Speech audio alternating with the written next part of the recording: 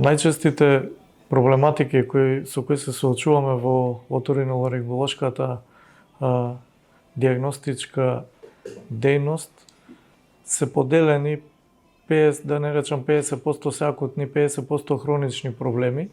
Некои од луѓето доаѓаат веднаш штом ќе добијат болка, затнување на уво, болка на грло, температура, кашлица, доаѓаат веднаш со цел побрзо и поефикасно да го решат тој проблем.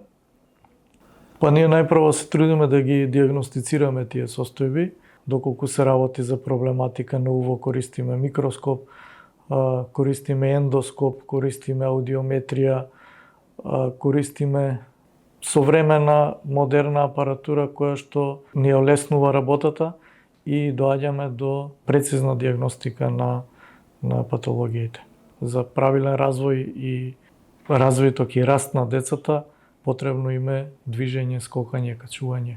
Да имаат работа на имунитет или подобрена исхрана, редовни оброци, многу е битна физичката активност и редуцирање на екраните, тоест да има што помалку екранизација на децата, да бидат оддалечени од монитори, од телефони, таблети и други електронски уреди кои што ги стационираат на едно место.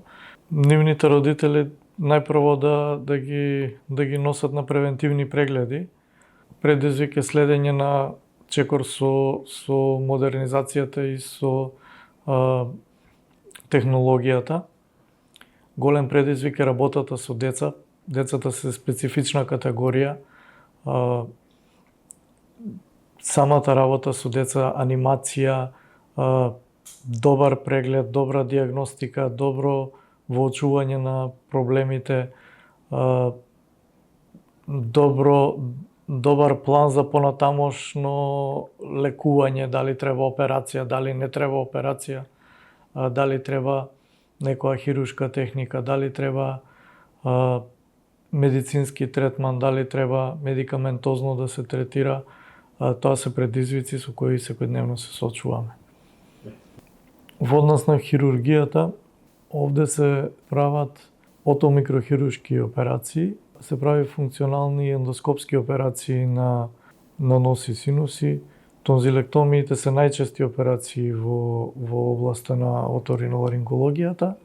Тука спаѓаат тонзилектомии, тонзилоаденоидектомии, исто така аденоидектомии со апликации на вентилациони цевчиња, радиофреквентни аблации, како третмани за слип апнеа и други операции кои што ги извршуваме во орала.